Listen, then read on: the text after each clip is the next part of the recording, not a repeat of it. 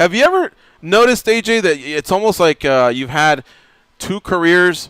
One of them went till you were until you lost to until you beat Brenneman, and then you went up in weight class. You started off with a loss, but then you peeled off all those straight wins. But did you notice up until Brenneman, it's like you got to 10-3. That was one career, and then the other career is 10-2. Have you ever looked at it that way? No, not really. I mean, I don't know. I guess I could say I had, two different careers, or I don't know. You know what I mean? I think everybody's seen two different versions of, Rumble Johnson. One that couldn't eat and one that can eat. So that's the way I see it. He's beaten the current World Series of Fighting middleweight and light heavyweight. He's beaten a former UFC heavyweight. He's beaten the current Bellator Dynamite tournament champion in Phil Davis. So along the way, he's beaten guys that have held straps. Yeah, that's stuff to floss on right there. Well, all that it doesn't matter in the day until I actually get a title. So, I've beaten people, but it all means nothing to me until I be able to hold the title myself. Earlier, George went up and down your record. Are any of those fights, does any of them stand out where you could say that guy right there, that Anthony Johnson that showed up that night is the best Anthony Johnson?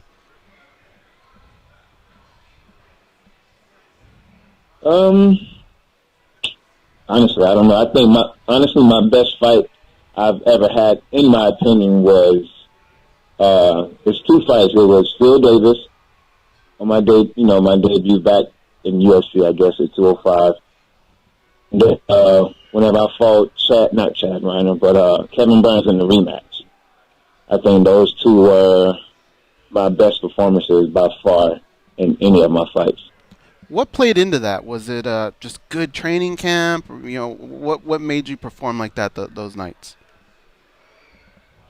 Confidence, man. Confidence, good training camp, just being well prepared for anything and everything. So, whenever you're dialed in and you're in your own, it's very hard to beat, a guy such as myself or any talented fighter or athlete. Anthony, this is going to be your 17th fight. Is there a number where you've ever thought, okay, when I get to 25, I need to start giving it a look, as far as winding things down? Is there a number, age-wise or experience-wise, where that might be it for you? I plan on retiring within the next 3 years. Okay. I didn't want to hear that. I want to watch this guy fight for the next 10. Now all of a sudden I'm pissed off that I asked the question. Really? In the next 3 years, huh? Yeah, man. I just, I want to be able to, live life without worried about being punched and getting up every day and losing weight and all of that craziness. I love the sport. I respect the sport, but, I want to be able to sit back, have a family, and enjoy life besides getting up every morning, having some other guy all on top of me and all that craziness, you know what I mean? So I just want to, it's more of the life than just fighting for me.